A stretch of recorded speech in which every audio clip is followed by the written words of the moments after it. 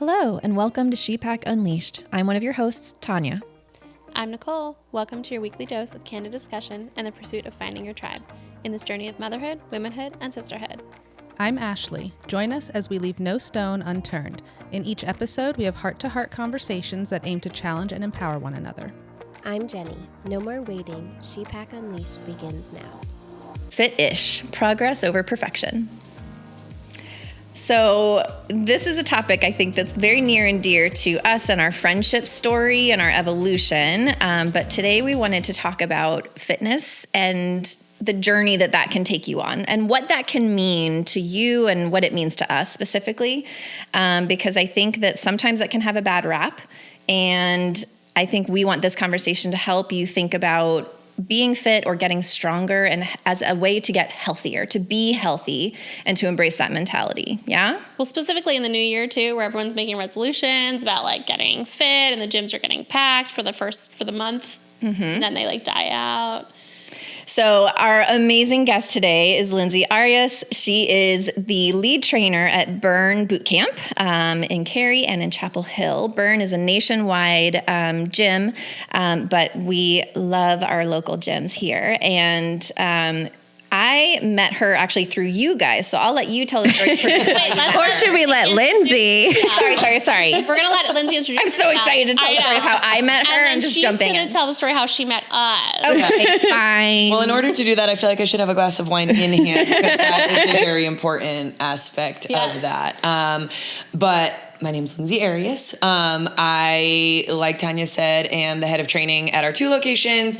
I've been at Burn this will be my 9th year, which is banana town. So just crazy. And the reason this is such a full circle moment is during COVID, we went to a digital platform with the workouts and we were training people on Zoom and funny enough, I was training, I guess.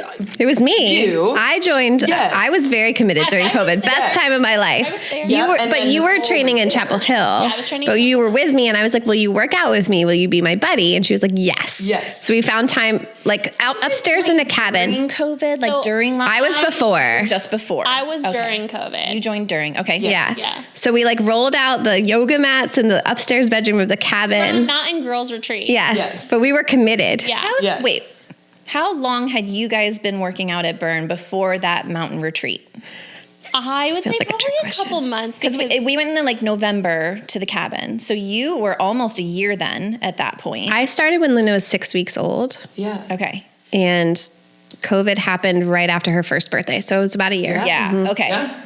And then you were like a year and a half. Like a couple months in, I would Yeah. say like my neighbors are very into Burn and have joined since the beginning of Burn opening locally here. Okay. And they were doing driveway workouts and I would like sit out my window and eat like muffins and like watch them. What are and these be bitches like, doing? And they're like, no, come join. It's fun. I was like, I don't really work out. So that's what you told me. As long as I ever knew you, even when I wanted to like walk with the babies in the strollers, you're like, I don't do that unless zombies are chasing me. That was your line. Unless zombies Brilliant. are chasing me. And if you see me running, you should be scared. Yes. Because Ask no questions. ask no questions and start running. It was a hard no. It was a hard no. Because I had always been like skinny growing up. I would say I was like skinny fat, right? Like I was skinny but not in shape, right? Like Not healthy. You didn't have a lot of muscle. I didn't have any muscle. Yes. And so then I started doing it. And also I worked a ton and I couldn't figure out how you can fit that in your life with working and kids and like all the things. But I had promised my husband that I would commit to the gym for a full year before I had a mommy makeover. Oh, I forgot that part. Yeah, this is why I was committed. Nice negotiation. I see that. I negotiated a full year of like really committed to working out. You did like 5 days a week. Yeah, for like because a year. he was like, you don't actually work out enough. Like you can't just That's stay here and fair. do this. And I was like, all right, I commit to a year fully. Bet. And I was in it like for the full year. I did the whole thing and then got my mommy makeover. Right. And then COVID happened. So it was all on screens. COVID. I was doing Yeah, which I found really helpful because did it like too, limited a but lot of that's excuses. intimidating I completely agree. also. So here we are at a cabin and I was like, I'm going to do this thing. And you joined and we were doing tuck and rolls. And these girls bring weights with them to our We did? retreat at the mountain cabin. Oh, I'm like, yeah. what the hell is happening? And so then you guys were working out throughout the week. I think you did 1 or 2 other camps. And then on the final one, I think it was the final one. I don't know. Friday. You guys, yes, because there was a Friday reflection up in the little, it was a little Friday attic space of this cabin we were in, and I was like, you know what, I'm gonna sit and like watch, because I wanted to see what it was all about and like what in the world was involved. And then I think Nichole or Jenny, I don't know who it was like, oh, it'd be really funny if you also are eating like cheese and wine in the bed, because I was like hunkered over in the bed off camera, what I thought was off camera. Off camera. I think this is where we should pause, because Lindsay had a very different point of view. Oh yeah, this story is way different than I had. But please continue. It's the best. It's a little different. You're just quietly off camera. Go on. Because I wanted to see what it was about, right? But I also had no intention of getting involved. And so then what happened that you got me involved? She saw her. I remember you making about a comment about do that rep with that wine glass, and we were like, oh, she can see her. Oh yeah, and I think So I remember on the specifically Zoom. being like, "Hey, lady in the back with the wine, feel free to join," because all week it had just been you guys, however long you were at the cabin, right? And then there's this third figure in the back, But you had clearly drinking wine in bed, and so you weren't as off camera as you were. I thought you Obviously were. not. And the call to action was like, you could join, like it's free for you right now. Yeah. So it was like at the end, and you're like, okay. So at the end, it was Friday reflection, which you always did the Friday reflection. It was really fun. And like at the end of the workout, everyone has then their souls have left their bodies after this 45 minutes of intense workout. And then you lay on the floor and you just be, and you just can be present, right? And it's more about being intentional and you know, thinking about how you want to go into the weekend and the following week. And so I was like, okay, fine. And I like put my wine down and I came and I think we laid in little rows and like held hands or something really dorky. And I think you did it because I was like, I'm done, and I was gonna like get off, and you're like, no, I'm gonna do it because like that is my least favorite. That's part. true. Right? No, I think you were like, what is this? I don't Because think Carrie Chapel was used to Hill it, Chapel didn't do Hill. it. And I was like, just trust me. So yeah, maybe you weren't holding my hands out of love. Maybe it was like my death grip of be like, you stay here now. I didn't start training in Chapel Hill till Zoom, so they had no idea what was I was like, what is Yeah, happening? this is my favorite part. Lay down, shut I up. did Friday reflection, and then like that finished, and I was like, all right, I'll come to the gym on Monday. And I was there, I think Monday or You were. Tuesday morning. And I was like, it's Mountain Oh no, Wine Girl. it was It's Mountain Wine Girl. it was 6:30 a.m. because it was the only time that worked for our work schedule, and I did 5 days that week at 6:30 a.m. What? Went in hard. And never, Craziness. ever again. And I work there now. I still won't do that. Right. You've come a long way. You find your groove, your balance. Yeah, What no, works for but you. I vividly remember, right, because I was not working out at that time either. And I had flirted with working out in different trials and different programs over the years, you know, very sporadic, and I never stuck with anything. And so I still remember the first day we went in, it was an arm day, thank God, because that's a good day to start on. But you were like, okay, now you're going to do, you know, weights with the curls. And I'm like, looking around. And you're like, what do you need? I got you. What do you need? And I was like, this is a 10. I need like something smart. She's like, we don't have anything smaller than a 10. And I still vividly remember like halfway through the workout, I heard you, those 10s look good on you, Tania. And like, still I like think about that. And I know it sounds so silly and like so simple, Not to me. but like after 4 years of working out in the gym, I have progressed a lot, and then I've regressed, and I've had surgeries, and I've had different challenges and setbacks, and I'm back to using 10s for curls right now. And I'm like, okay, but you know what? That's okay, because getting in is the harder part, at least for me. And so, I mean, I think, you know, part of what we can talk about is the challenges of what gets you in there, what keeps you from getting into the gym or getting into a program, and all those different things too. I think that's a great segue into like how do you help people stay like motivated into going? Because for instance, like I would never have started if it wasn't for COVID, because I worked a corporate job. I got up, I got ready in the morning, I took my kids to daycare, I went to work 9 to 5, I came home at 6, like ate dinner, went to bed. Like there was just no feasible time in my life to even think about going. Yeah.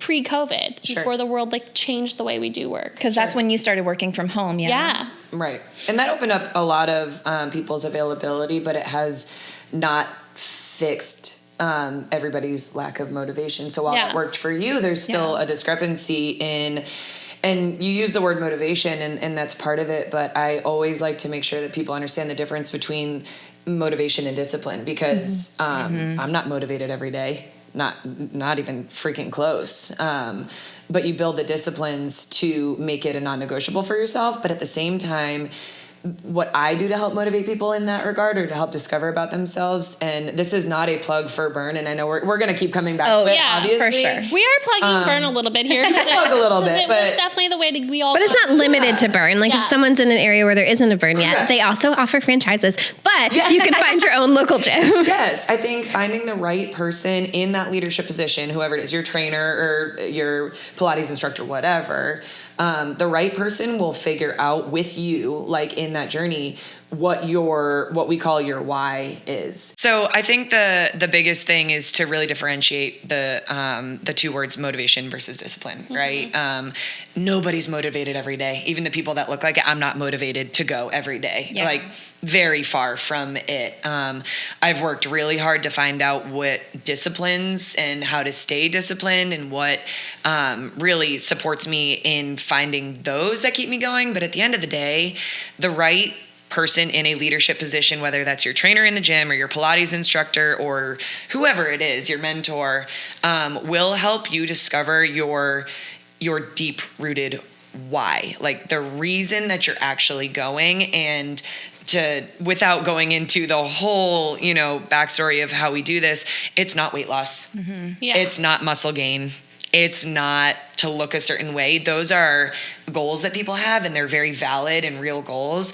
Your why is, I always describe it like this. Like imagine, like for you early morning's not your jam, right? So if you had to go at 5:30 in the morning every single day, it's 34 degrees out. So it's just warm enough where it can't snow. So it's pouring down rain. It's 34 degrees. It's 5:30 in the morning. It's the worst. It's your least favorite workout of the week, right? For you, it's cardio, or for you, it's arm day, whatever the case may be. What's going to get you into that gym anyways, outside of schedule conflicts? Nothing's standing in your way. On that day? On that day. Nothing. That's not true. It's not true. Someone showing, like a neighbor showing up in front, being like, I'm here to pick you up, would get you there. Yeah. What if it was the difference between a lesson learned from your kids? Interesting. It's if I've told like peer pressure. I'm going to be there. Yeah. It's my commitment to others versus a commitment to myself. Yeah. Or if you tell her she can't do it. Because that she will do it. Yeah. And so why is that important to you? Like, why does that matter Because to you? my word matters to me more than anything else. When I tell somebody I'm going to be there, I'm going to show up for somebody, I show up and I do the thing. And that's so like fascinating, because you would show up for what you told someone else you were going to do, but not for yourself. For yourself. 100%. And that could be a whole podcast episode in and of itself right And there. that's what we call trauma. Or if your husband says, you're not going to do that, you don't work out, you're like, watch me. Yeah. So like those things motivate me in terms of, but like for me, it is just like, well, it'd be fine. I don't need to go. But then I know like my mental health, my physical health is so much better when I do. But I also don't want to like go by myself, which is why the Zoom was like so less intimidating. I agree. It was like, okay. Sorry. I keep laughing every time you say it because I think about my experience on Zoom, but I'll let you finish your thought. I loved the Zoom. I loved the Zoom too. And it was The like trainers loved the Zoom. I False news. hated it. But it's also that like I don't like it when people say nice things about me to my face, and Burn is very much like that, and it makes me so Good job. Keep going. I know. It makes me so I've never heard anyone use that. I'm just being obnoxious. but like it's that like the high-fiving part, that like that kind of stuff like makes me like We're going to take this offline and do a focus meeting because so many questions. Our podcast episode could turn into discovering your why. But I think that's a great point to make, though, is that like the why that I'm talking about is so much deeper. It takes hour-long conversations sometimes to get out of people, because it's sometimes something that they don't want to admit to themselves, and that's just step one. I'm not saying, oh my gosh, I discovered my why. Now I'm going to go to the gym 5 days a week and I'm going to be this epically dedicated person. It is literally step one. And then you find the thing or the person or the program that tugs at that why a little bit. For you, it's your accountability buddy. Yeah. Right? That'll tug you. Pull me in. This is why I was good when Shelly and I were going at 5:30, because that bitch does not miss. No, she will not. She does not miss to save her life, and she will be at your door. Like, hello, hi, we're going. Yeah. I love that. She should get, I don't know, a raise for a Burn membership. Yeah. No, Shelly, we're talking about you. Yeah. Girl.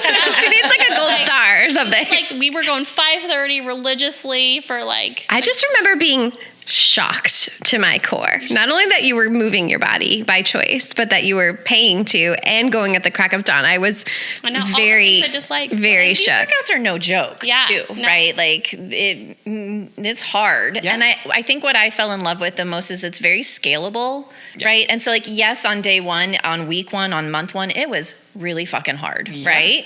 But there were so many modifications and so much support around those modifications that I never felt less than for needing a mod, right? Which I really appreciated. But I'm laughing when you talk about the Zoom because the Zoom was the worst for me because it was too easy to chump out, right? Like it was too easy for me to I'm off camera lunches around behind my kitchen island, and then suddenly I would just get stuck behind my kitchen island for a little bit, or I would just scoot off camera for a while. I was with my people on the Zoom. I wasn't alone. Oh, I was in my living room. Right, that's definitely a different experience. I was with my people in the driveway. I had my children with me on the Zoom. I will never forget that. I mean, the things they did to Lindsay on the screen, I'm so sorry.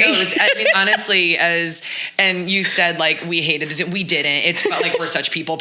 Yeah, people. Whatever. People. We're people. And so that was just a hard to get up and be like, all right, we're gonna go train camps, and then sit in front of a screen and be like, all right, this is me training camps today. We're so thankful for it because it genuinely, countless stories of you saved me during a time where I could have gone into a deep depression because it was so, so the Zoom wasn't for everybody, but it kept us going. But to your point, most of my time on Zoom was like, Tania, come back.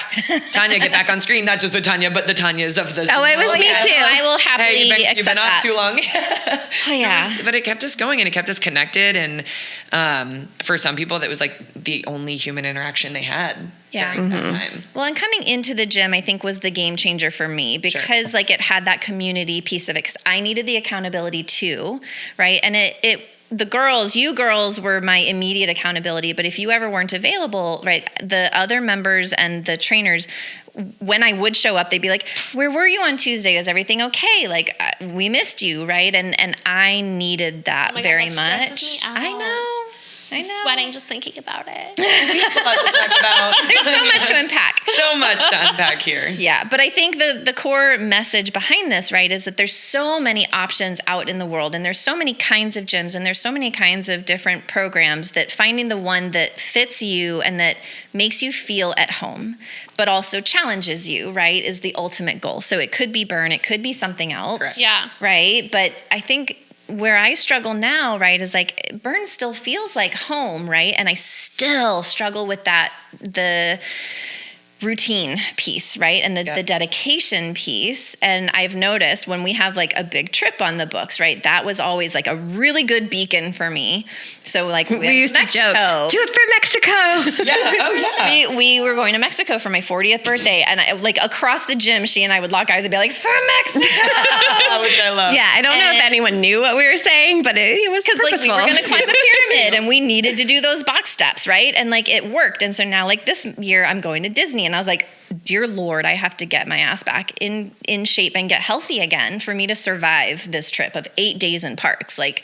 I'm going to die if I don't get myself healthier again, right? And so now, for Disney, right, is my own little personal mantra, but, I have to find a way to get beyond. Yeah. I can't always rely on a big trip or a big vacation, right? It's got to be something more. So I'm interested to think about from your experience, Lindsay, you were really into, working out and training before you had kids. Mm-hmm. And then you had kids. Mm-hmm. Has that changed your mentality or your thoughts about approach or perspective? Your perspective on now that because you train a lot of moms, I would say. Oh yeah, in for sure. Burn. And so before you were a mom, right? Maybe not understanding the full perspective of all the people you were training, but now after being a mom, what does that feel like and look like for you? Yeah, I think honestly, I felt like I was set up for so much success because I trained so many moms ahead of time, and y'all know the people in our gym, they don't sugarcoat anything. No. I got to hear everybody's birth story, even if I didn't ask, and all the horror stories and all the things, and so no, my mindset hasn't changed on it. The pathway to get there has, pre-kids, and I could work out whenever. Hell, I work in a gym. I could pick it any time of day. Yeah. I could do whatever. So we're juggling more, but because I did it for so long, it was a non-negotiable for me. Mm-hmm. Yeah. I think I struggled mentally coming back with both, honestly. I feel like I had a little bit of imposter syndrome, stepping back on the floor as a member working out because I couldn't do the things that I could pre-babies, and I looked different. To me, I looked astronomically different. And so there was a little bit of like, just being truthful, like shame in that, even though that is the last thing that I would tell any member. But to your point, like we don't speak as kindly to our staff. But the amazing thing about that process is that last piece, I think for me, tied in everything that I knew to be true about motherhood and fitness and all that through other people's experiences. That's what almost humanized it for me, though. Because I know all the facts. I know the science. I know the physiology behind it. I know the physiology. You can empathize as much as possible but to really feel what that feels like in your own skin. I feel like that humanized that whole experience for me. And so post 2 babies now. Sienna's just turned 2. Sebastian's 3.5. I learned so much from you guys and from my other members how to give my body grace and to celebrate what it did, but to also like prioritize my mental health and my me time, which is something that I have to teach moms when they're already in the weeds. I went into it knowing that was going to be kind of like a battle, kind of like a demon. And so I was prepared for it.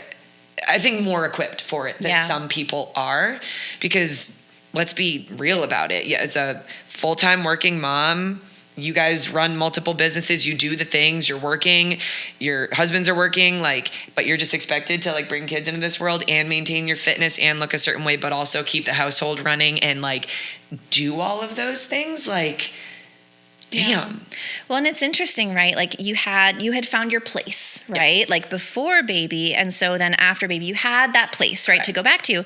But I imagine that was a little bit of a double-edged sword, right? Yes, there was that familiarity, but I also imagine it was a ton of pressure on you of just these feelings or, your own perceived expectations, right? That you have of yourself and that the members may have of you. But I can honestly say I loved seeing you on the floor after baby. Oh, I did too. It was I was happy for you and I was proud of you, but it was so fulfilling for me too, to see that and to see it's okay that fitness is this. Oh, yes. Right? It is not that. No. And by this, she means she's moving her hand up and down. Sorry. Yeah. There are highs and there are lows. I just assume people are watching us.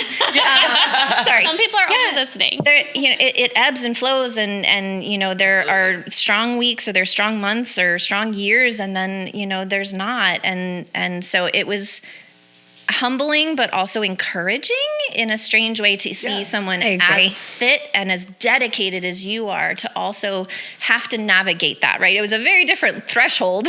Sure. Yeah. But it was really neat to see, and I appreciated when your trainers are with you. They're not just telling you to do. That is one thing I love about Burn is all the trainers are on the floor with you when they're off duty, right? They're off the mic, but they're there working out with you and encouraging and all the things too. Well, and that's one of the things I tell our trainers all the time is that you don't, as a trainer walking in, you don't have to be relatable.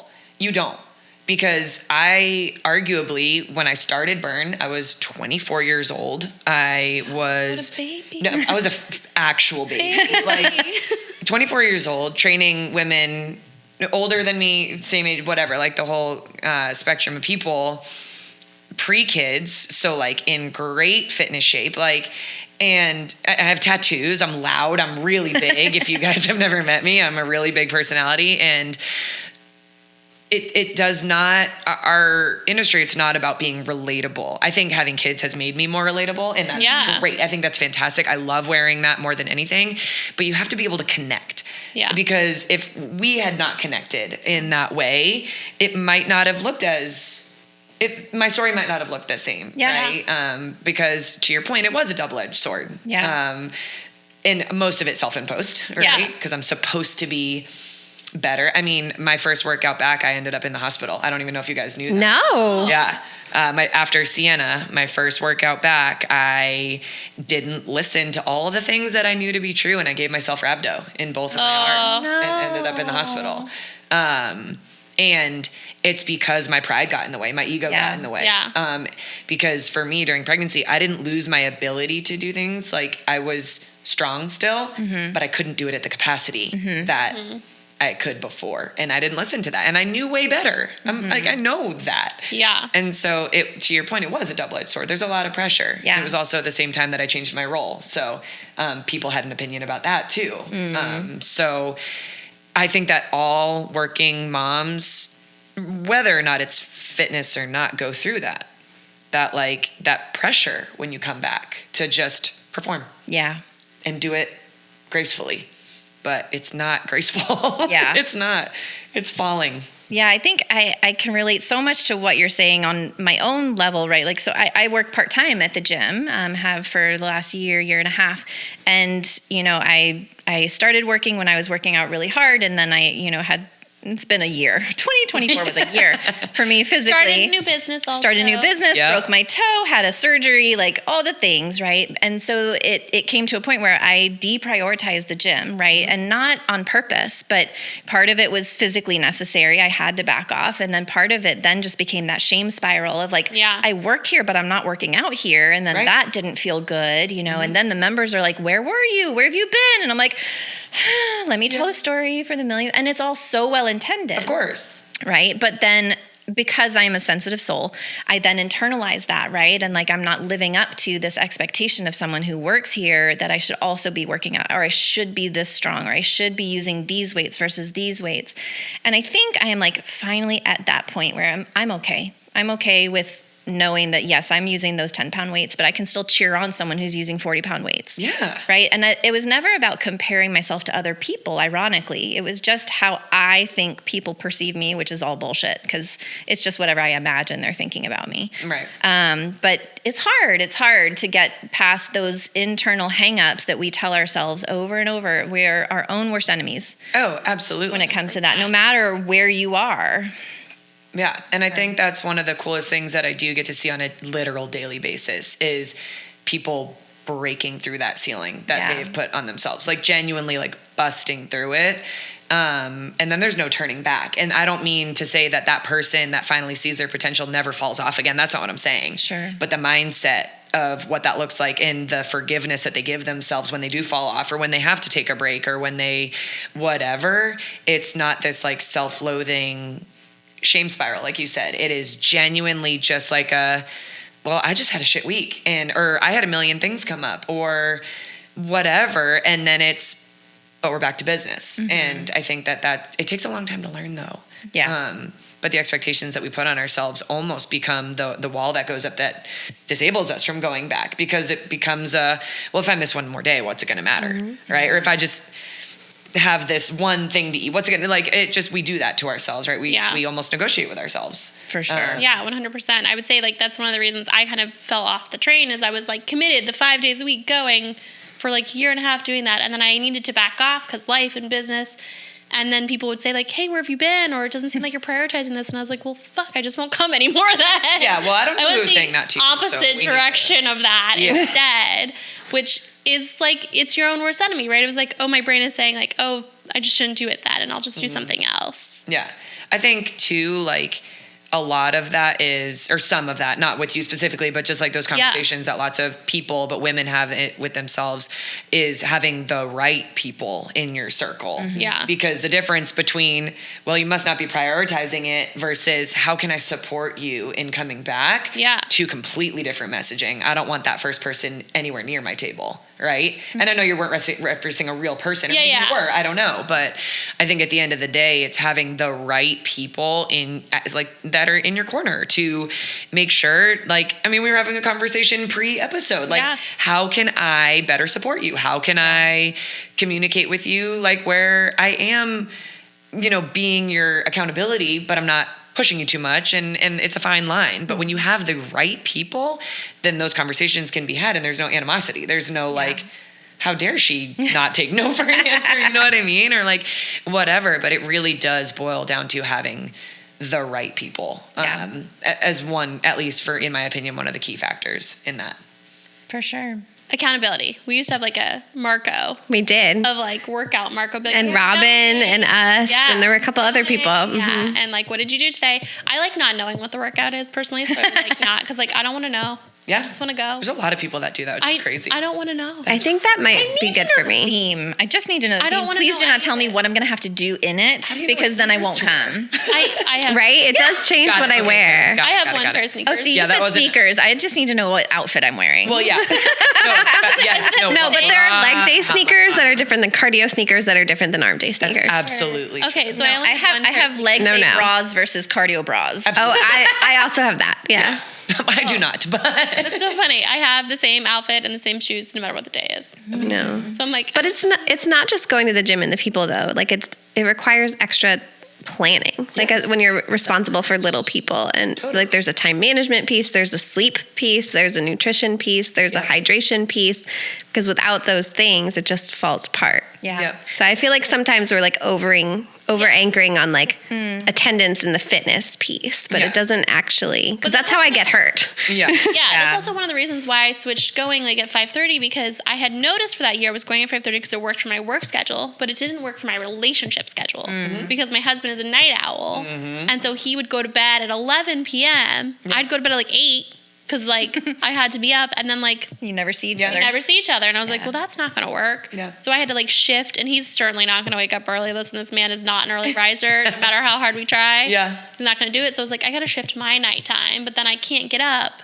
So and again, this is maybe not my place, but here I am anyways. All of the things that were just mentioned were revolved around you sacrificing your thing to accommodate for others. 100%. Our kids included. Yeah. And I can speak on this now only because I have them. There was lots of things that I feel like I said to our membership base that they were like, just wait. Yeah. And I love kind of like powering through those numbers. Like, you watch. Yeah, watch. I got 2 kids now. But I think we do that too much too. And this is not like a toxic positivity podcast. You can do it all the time. You can't. No. You genuinely can't. I've had nights, babies don't sleep. You're up for 24 hours straight. And then you go to work in the gym that you're supposed to be working out at. And I'm like, it's not going to happen because it's not going to be good for me. Yeah. But I've also had the nights that maybe I didn't get the best sleep or I didn't eat enough. And I'm like, you know what? But for my mental health, I just need to move. Yep. And so I go take that workout. Yeah. And I tell the trainer, I have trainers, right? My trainers train me. And I'll be like, listen, I'm here to move. I am going to give it everything that I got that feels good. But at the end of the day, like, I just need this for my mental health. And that communication piece is so important. But that's not every day. Yeah. Some days you just genuinely can't make it. But what I hear over and over again from all of my members that are in similar situations is, well, I had to give this time up or this thing up because. Yeah. And we do that most of the time. The other person involved is not asking that of us. Yeah. But we're the first to do it. And I think that's a very like female driven Totally. like moment. Oh, for sure. Patriarchal society expectation. I mean, very much of like we are the sacrificers of the greater good. Correct. And is that the right thing? No. My husband would be like, if you want to go to the gym, like, go. Yeah. Like, he'd be like, what time? Like, my husband would be the first to be like, let me know. Yeah. Like, whatever. But I was like, oh, well, I should be doing this instead of that. Yeah. Like, I should be going and seeing an Airbnb, or I should be going and doing this. Like, Yeah. I'm prioritizing other things. So I Sure. was like, those are productive things I need to do. Yeah. But imagine like finishing that sentence. Like, I need to go do the Airbnb thing instead of taking care of my mental and physical health. Stop it. Right? No, don't stop. Finish that sentence, and all of a sudden you're like, Yeah. Wait. I'm going to just drink my wine. I've always said that. No, I think it's really very true. I love it. Drop in bombs over No, I here. knew. No, I did. Well, you know. But it's true, and I feel like when I got over indexed on weight or appearance or strength, it was not helpful for me. But when I was like, oh no, this is good for my heart health, which is the leading cause of death in women our age, that probably matters. Like, I want to be able to play with my kids. That probably matters. And that's a why. Is way more helpful for me. Way more. And unfortunately, I think that, well, not that I think, I know for a fact that the fitness industry has absolutely fucked over women for so long. Oh my gosh. For so long. And it was honestly, that was the reason I got into the fitness industry. Burn was not my first fitness endeavor. But because I was like, if I have a daughter someday, which I do now, like, this is unacceptable. Absolutely. And do I have like a big enough head where I'm like, I'm going to change the world? Yes, I do. As you should. If I can impact a few people, honestly, that's enough for me. But it's always been about skinny, meek, cardio, eat less, look this certain way versus maybe your heart deserves to be taken care of too. Or maybe you deserve to live a long, healthy, strong life because you are carrying all the stuff. And after your body's been wrecked by said kids. But look a certain way in a bikini and it better be 6 months after that baby or else you haven't done it. I mean, I had to throw away my scale. Yeah. I threw it away. Good. Because I was like, I cannot step on this thing another day and be like, I've never owned one. Oh my gosh. Ever? Never. Like even as like a child. Wow. My mom had one, but like in my adult life or like when I was living on my own, I've never had one. I'll never forget. Sorry, Mom, but I'll never forget. My mom came to visit me in college. My first apartment. It was sophomore year, and she walked in the bathroom. She was like, "Linz, where's your scale?" And I was like, "My what? What the hell are you talking about? I don't have a scale." And I've had members bring their scales to me. And we've done like rage room in the back parking lot. That sounds like a fun focused meeting. I didn't know that was on the menu. Well, I did get in trouble for it. Oh man. So maybe I should have done a group one and then just like ate the punishment after. But that it's always been about the scale. Yeah. It's always I was like obsessive. I had the one that like tracked your body fat where you sat on it and you did the whole thing, and I would get on it every day and be like, it's not changed. Yes. It's tragic. Yeah. I might need an accountability buddy to not weigh myself this year. Everybody that's listening, Tanya's bringing her scale to me in the gym next week for me to possess. Because I haven't have like an office space moment, but it's there. I also have gained so much weight over this past year and a half. And not in a good way. It's not muscle weight. It's not lean weight. It's not good. And for me, so I am a very number-driven person, right? It speaks to my brain. So, we celebrate milestones of camps that you've attended and that you've completed at Burn, right? And that works really well for my brain, getting to that 50 camps in the year or the 100 camps. And so numbers on the scale speak to me in a similar way. And I logically say, well, this is telling me if I'm doing the things I've told myself I'm going to do, if I'm going to the gym routinely, and you get the fancy scale that tells you if your muscle mass is changing. So I don't just look at just the number. Same. But I still look at the number. Yeah. I feel compelled to look at the number. I haven't been, and I was considering adding it back in to the routine for this year, but maybe not. Yeah. No, and it would discourage me. I'd be like, well, if the number's not changing, what the fuck am I getting up at 5:30 in the morning for? I mean, I also do the measurements, and I also do the check-ins with the trainers and try to see the other changes and the redistribution, hopefully, right? Because I want to get the muscle back. I would like to be a little less squishy in some places because I know that's where muscle used to be, that I feel like is not there anymore. So I look for those kind of adjustments and progress as well. But the scales, it's a tough one. Yeah. Well, that's because we've been conditioned to care about what it says. Yeah. When it literally tells us nothing. Yeah. Nothing. Yeah. Just the gravitational pull. That's it. That's it. That's it. It's how much gravitational pull the earth has on your human body. And it could be hormone. I mean, we're in our 40s, right? It's hormones. It could be medicine related. She's talking to me. 30s and 40s. Okay. It doesn't necessarily reflect, there's not a direct cause and effect between the work that you are doing and the numbers that you see. No. There are so many other things at play, especially for women. In their 40s and 50s. It will have an absolute direct effect if it shows you not what you want to see. Yeah. It'll ruin your whole day.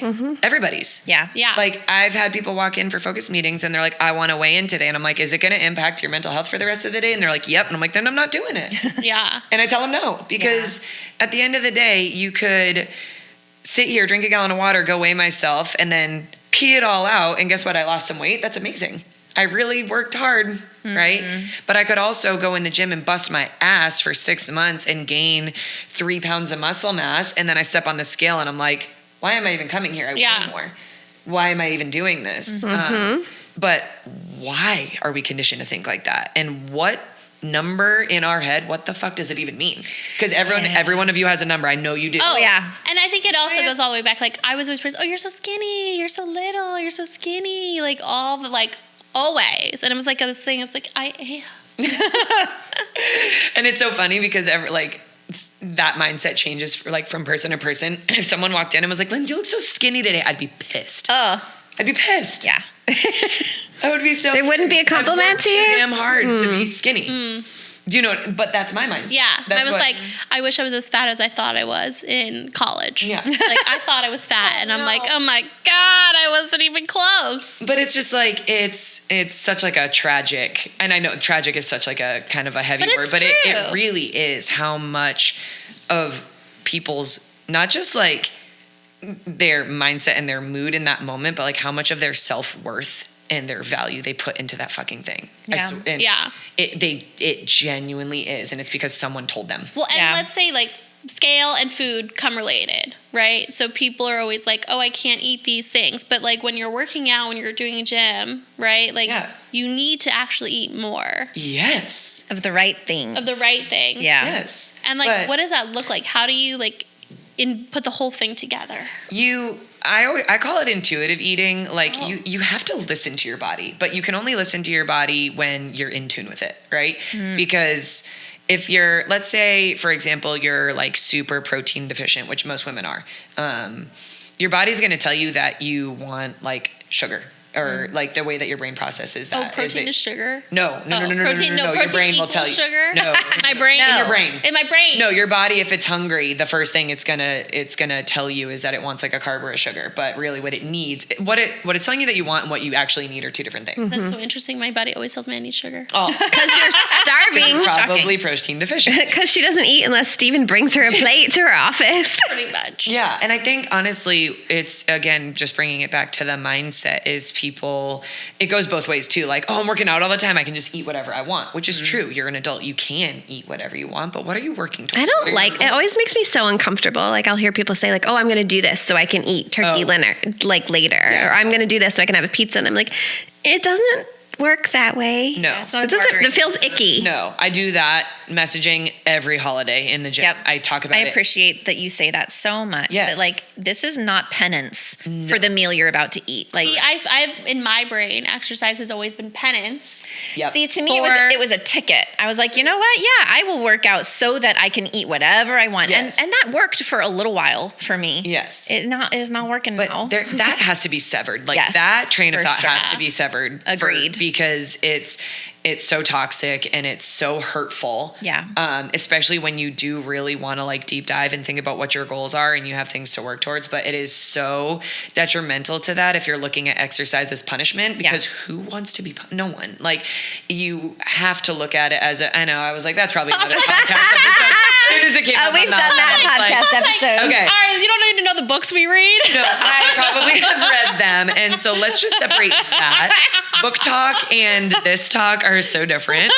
But if you look at exercise as a negative thing and food as a reward, like you'll never get anywhere. Yeah. Because ultimately at the end of the day, like when you're looking at fitness, you're looking at more than just physical health. Yep. Yeah. You have to look at it that way. Yeah.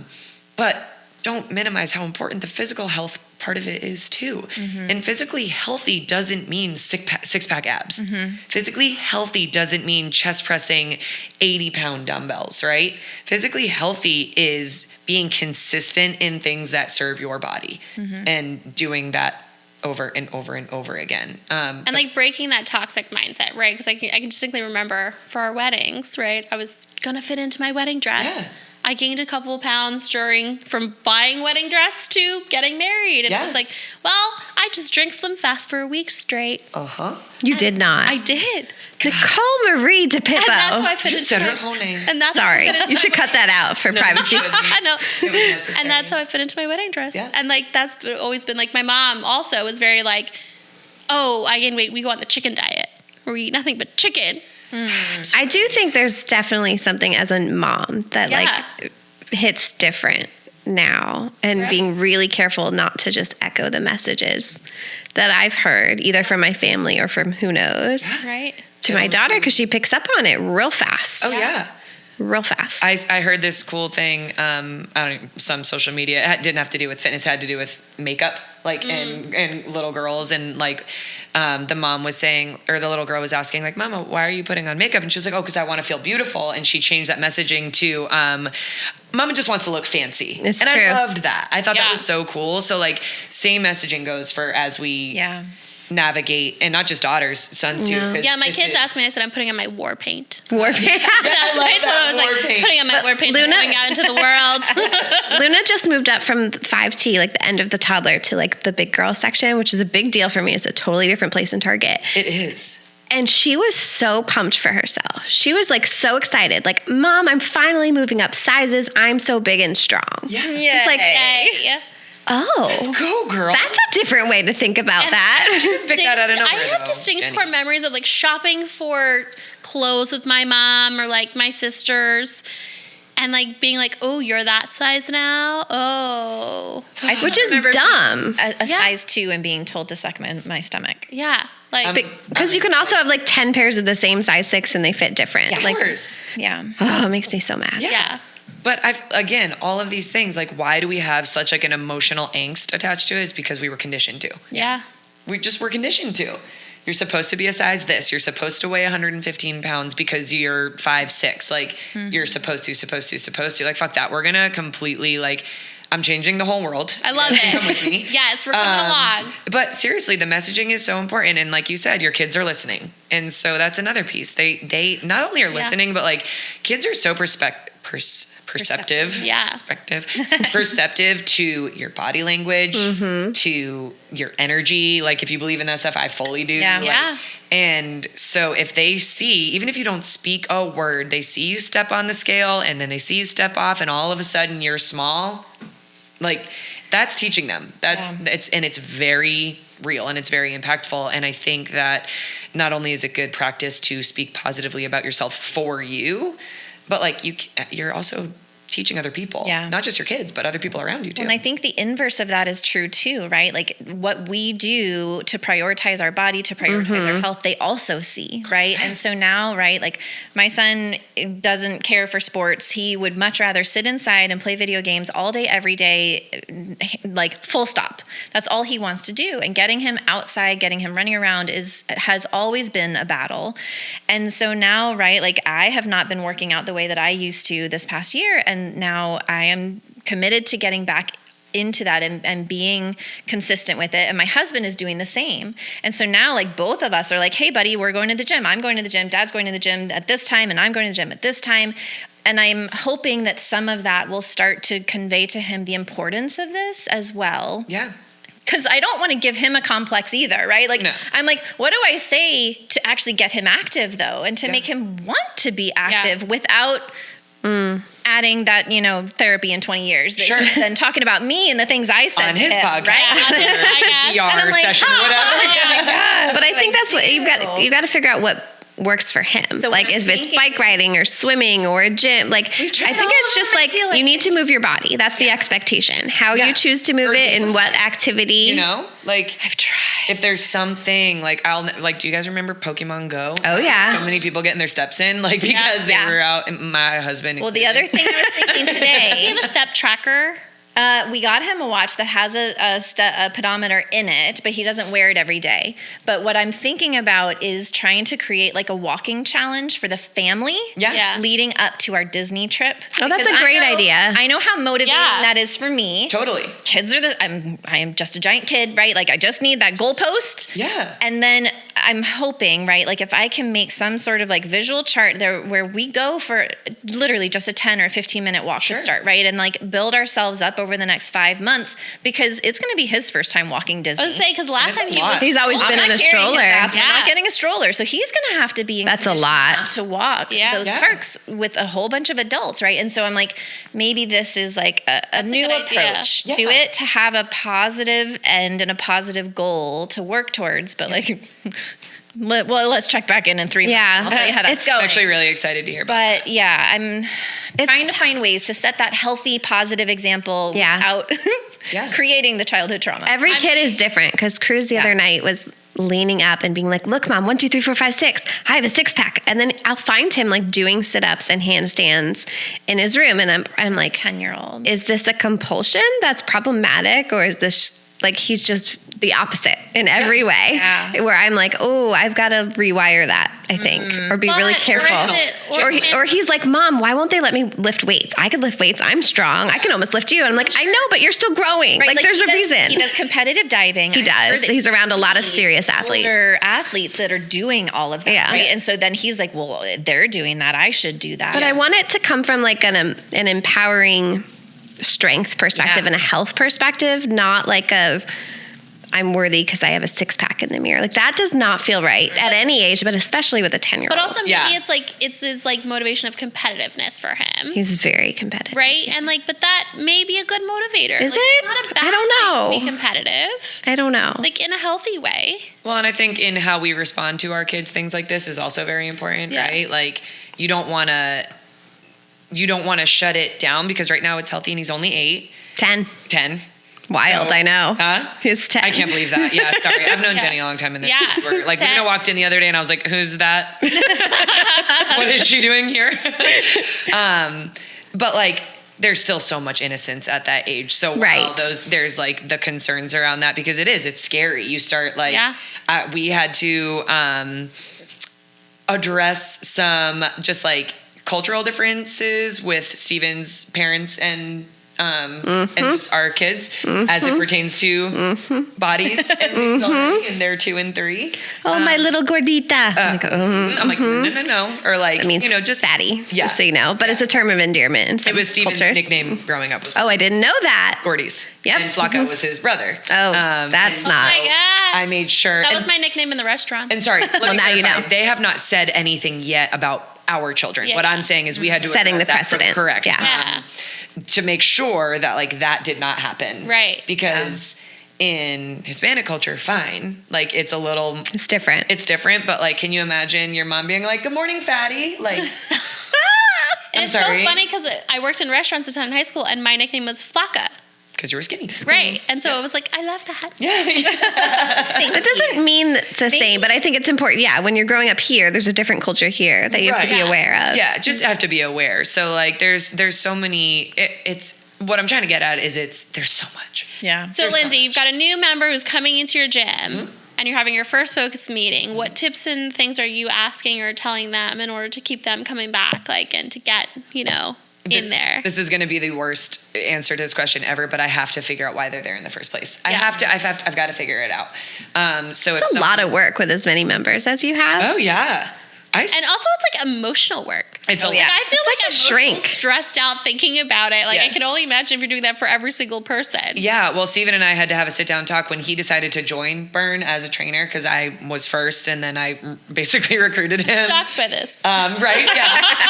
And I remember sitting down at a couple months into his new career with Burn, I remember sitting down at the dinner table and again, pre-kids and all that. And I was like, we have to find other outlets than each other to talk things Burn and the emotional toll because we're just rebounding. It's not going anywhere. Yep. It's not shedding. It's just being like, I'm giving you my stuff. You're giving me your stuff. And so it's a lot. And people in focus meetings will tell me everything, which I honestly take pride in that because it means that they have a safe space to do so. And obviously my scope of what I give back is limited. I am not a therapist, although I feel like one sometimes.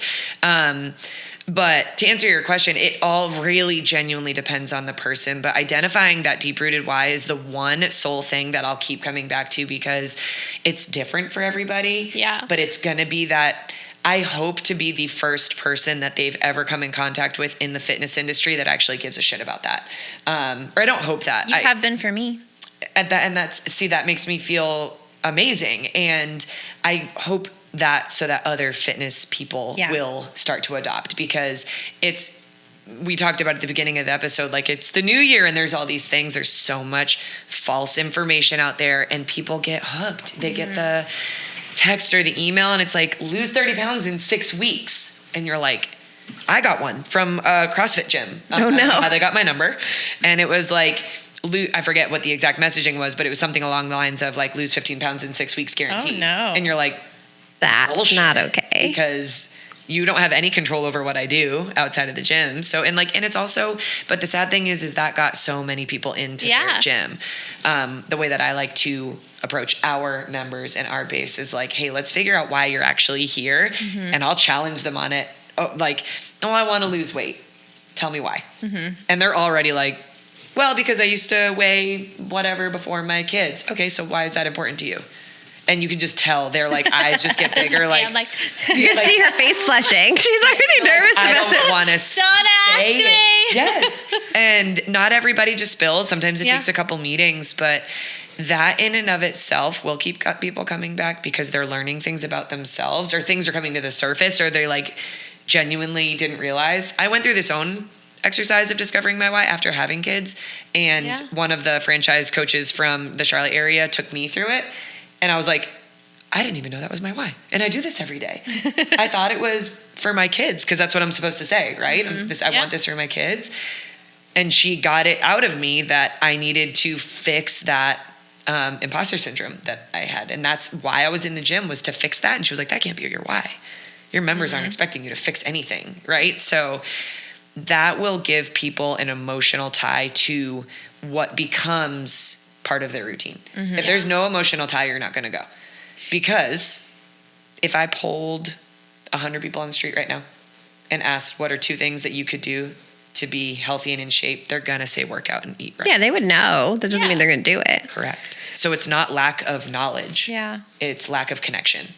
And so making that, and again, that wasn't the straightforward answer I think you're probably looking for. I wasn't looking for a specific answer, just this is the new year, so everybody is motivated to be here I am. Yeah. Which is why I'm not doing it in January. But I feel like a lot of people, myself included, are very all or nothing. I can start January 1, new start, and then a weekend they're not doing so great and they bail. Yeah. So I actually feel like it's a very tricky way of thinking. It's almost better to, I don't know, start new every month, like February 1, or there's also a lot of people in the gym right now. And if you're not super outgoing, it is loud, it is packed. February 1 is so much better. For some people, it might be comfort in numbers. That's true. For some people. Yeah. It might be more I want to get lost in the crowd. Oh, no. My gosh, no, thank you. 10 other brand new people in this camp versus one of me, right? Being brand new. That's fair. Yes. Right? So I think it depends. Obviously, every person's going to be different. Every gym is going to be different. Sure. But there's some safety in numbers, I think, in that way that the trainer's not going to only be watching me as the new person, right? Yeah.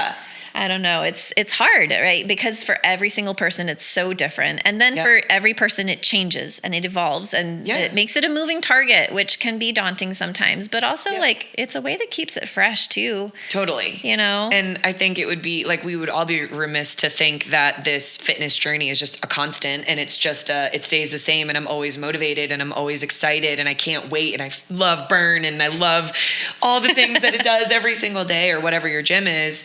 But I think the acceptance of the fact that that's not true keeps people coming back. Yeah. As long as they allow themselves to forgive themselves when they fall off. And I think that that's huge. Because we've talked about it already, but you fall off once and you're like, well, Fuck it. Well. Yep. I already ruined it. So, but if you look at it from the finish that sentence perspective, it puts it into perspective big time. Yeah. So, Lindsay, tell us what's going on at Burn this month with the new year and your specials and plug a little bit and then... Ignore all the things that they just said about it being busy and crazy intimidating. It's actually our favorite time of year, but we always start the new year with a promotion of some sort, so we're doing 4 weeks for $59. The best deal. I've never seen it that low before. It's never been that low, other than Groupon days, which was short-lived. That was way back in the day, but... it's a low entry-level way for people to come in and figure out if it's right for them, genuinely, because I could... And it's a full month. It's a month. Worth to put in and to really, really start to work out those kinks. Yes, because... Do you have to start January 1, or when's the end date of starting? I've looked at this very closely. I'm looking at Lindsay, but you said some things that I didn't know you knew. Yeah, I do. I do know. I'm just kidding. So it's through the whole month of January that you can purchase into February. We're doing a 7-week sales window. Sorry, Beth and Brian, don't hate me. No, I'm just kidding. But so you can start really whenever in the next month or so. But I think if you really just lean into being vulnerable and open, regardless of the gym that you go to, but specifically Burn, because there's no expectation of your ability to perform. There's no expectation of the version of yourself that you've shown up in. I mean, I think all 4 of us have probably been in tears while working out, right? I know you two specifically said that part of that. I don't cry. I just sweat from my eyeballs. Oh yeah, no crying at all. I've seen more tears on that floor than I think anywhere else in my whole life. But I think that, 4 weeks for $59, it's a full month. And then, cause I'll sit up here and tell you right now, I could go see anybody out in the wild. And if they told me what their goal was, even if it wasn't fitness related, I'm going to tell them Burn will help them get there. And I believe that with my Burn blue heart. Like, oh, you want a promotion at your job? Burn will help you get there because it trains other facets, right? Like your discipline and your whatever. I'm not going to get into it. Burn's the jam. But I also add to that I think you will get out of it what you put in. Correct. And that's not necessarily about your physical level of effort. I think it's also about your vulnerability. It's about your honesty that you bring to it for yourself, as well as with your trainers, whoever they may be, and then the community around you. Because the more open you can allow yourself to be about what your priorities are, about what your goal might be, you're going to then start to get the support you need to get there. Because you may not be at the place where by yourself as a silo, you're going to get to that goal, right? I think very few of us, honestly, could get there that way. And so I think that the more you invest and actually allow yourself to open up and be vulnerable about it, because it's very intimidating. It can be really hard. Yeah. But you will get back that tenfold. Yeah. Well, and to be fair, if there were tears, it wasn't because anyone made me feel uncomfortable or anything the trainers did. Like it was just battling my own internal stuff. Yeah. So I just think that's really important to clarify. We're not regularly crying because of anything you or your trainers do. No. But I mean, whether it's Pilates or Burn or I don't know the YMCA. Like you're gonna cry when you stretch. I did have cry more than working out. When they what's the word? They did a psoas release. I lost it. Yep. And I don't know why to this day. I do.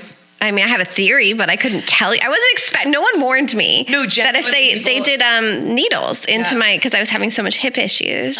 Women hold their lost it trauma in their hips. Hysterical. So and it was probably out of your control, right? Yep. It was. I was like, this feels awesome. I'm so excited. I can go back and ride tomorrow, and then just sobbing, like from this to like they pressed a button. Yep. Oh, interesting. It's crazy. Well, I will say the other good thing about Burn is whether you have no experience working out at all, it's 45 minutes and they tell you what to do. Yep. And you don't have to know how to do anything. No. They tell you. And that's what I like. It's my favorite part. You can be any version of fitness ever. I mean, and I mean that, and I know that it sounds pitchy, like no, it's true. Fitness, but it is true. We've trained, we have a woman that comes 4 or 5 days a week, and she only has one arm. I know, she's one of my favorite people. She's badass, absolutely incredible. Talk about no excuses. Like she's just a badass. I've had people over 300 pounds. I've had people with severe eating disorders and osteoporosis from we've just seen it all, but I trust the training team so much to take care of them because it is personal training, even if it is in a group of 40 people. And that's the best of both worlds for me. I do get personal attention, but then it's not always too much. Yeah, right. Yes, absolutely. Well, and I used to go to a cheaper, more family-owned gym, and I don't think they were doing anything wrong, but I am so gimpy that every time I would have to plan 15 more minutes to meet the new instructor to tell them why I'm orthopedically complicated and what I can and can't do. And they were always like, just go squat. That was the answer to everything. It's my legs are actually quite strong. That's not really what I need to work on. I can squat you out of nowhere. Yes. I'll squat you specifically. So I do appreciate that there's enough familiarity that the trainers know, if I'm not doing something, there's a reason, or they know to mod, which can be exhausting if you have to go to the same. And the other thing I like teeny about bopper Burn is that you can go to any gym in the country. Even if your home base is here in Chapel. I think it depends on your membership type, but I have gone to a bunch of options to do that. Yes. Has that changed? I feel like that used to be a thing. It's still an option. Okay. Universal memberships are still an option. Okay. Yes. And I've gone to a bunch. Yeah, where you could go, we were on vacation in Florida and we went to the Florida one. Yes. And that's not the same with like lots of other gyms. You go to the gym that you're located at, and no matter what, that's where you're going. Yeah, nope. There's still a universal membership option, and no matter what, it's the same protocol that day. Yeah. So different workout within it, but it's leg day everywhere. Today it was upper body strength day everywhere. So that way you stay on track too in your calendar. But I think the fact that we have such a diverse group is absolutely one of the most comforting things for people. Yeah. You just have to come in and see it though, because the word boot camp sounds scary. It's intimidating. Steven and I got tattoos the other week, and the tattoo artist was asking about what we did, and he was like, it's got to be fitness. And we were like, yeah. And he was like, so what gym do you guys run? And we were like, it's Burn Bootcamp. And he was serious. He wasn't kidding. And not to his fault of his own. He just didn't know. He was like, oh, so is it like, like 6 weeks they go in and they do like SEAL training, and you guys like camp in the woods, and oh no, it's 45 minutes group fitness, mostly women. It's a bunch of women. Yes, but he heard boot camp and thought like Navy SEAL training. Yeah. And so I understand that can be very intimidating.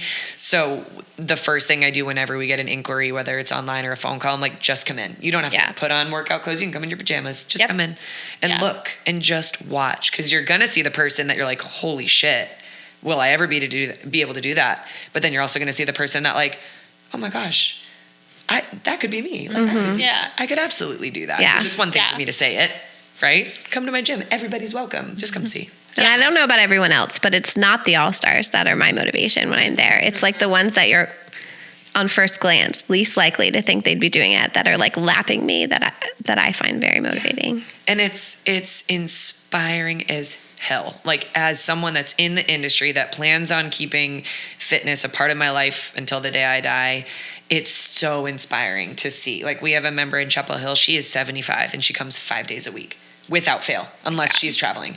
75. That's incredible. And I love that. And she does what she can, but she's also a badass. Like, she's like, Linz, I'm going to do my first unassisted pull-up. Linz, and she'll come and tell me, she gets so excited, Linz, I chest pressed the 25s today. Like, she's a badass. I love that. And like, talk about goals. So I would like that goal, because I do think it's a lot easier to stay in shape than it is to get in shape. And so that's part of my why is like, oh, I don't know that I should stop, because I'm never like, it's going to be so much harder to get back to where I'm at. And I think for some people, that's like a good goal to set, right? Like, just not attendance. a numbers based, but like an achievement based, right? And like work towards that achievement. Correct. So. And it has to be meaningful for them, because some people could give two shits about doing a pull-up. Yeah. But some people are like, that would be the coolest thing I've ever done. Yeah. But it's just about just showing up. You just have to keep showing up. So new year, new us, we're showing up. Or same us, still showing up. Well, I'm not. Well, I also feel like if you don't have a group of friends, or you're in a new area looking to find a tribe, or whatever the word, it is a great place to find community where it's not super awkward. Yeah. It's not a competitive environment. It is a very supportive environment, which is great. Yep. So we get a lot of those questions on our socials. Like, how do you find your pack? How do you find your people? Yeah. The gym can be one of those places, depending on the gym. And so we're going to tag Burn and Lindsay on our Instagram and Facebook. And are you guys on TikTok? Yes. Oh, okay. On TikTok. I don't man the TikTok, because it's not my forte. All right, so we're gonna tag you on all the social platforms, and you guys follow. Right now, they're having an amazing special. Yep. So this would be the time to go. I love it. Thank you so much for being here, Lindsay. Yeah, this love was so you. fun. I can't wait to do another one, maybe. Hey, we need to do it like a check-in. We'll do a check-in again. Yeah. I would Oh like God. because everyone heard it. Nichole said it. She's coming back, is what I heard. But she's also blushing, so. I'm gonna do it. I'm gonna drink my wine while we talk about this. We can unpack. So follow us on all the socials at ShePack Unleashed, and subscribe so that you don't miss an episode from us. Thank you for being a part of our pack. This is Jenny, Nichole, Tania, and our special guest, Lindsay, signing off. Stay wild and fierce and strong. And strong. Yeah. Yeah. Yes.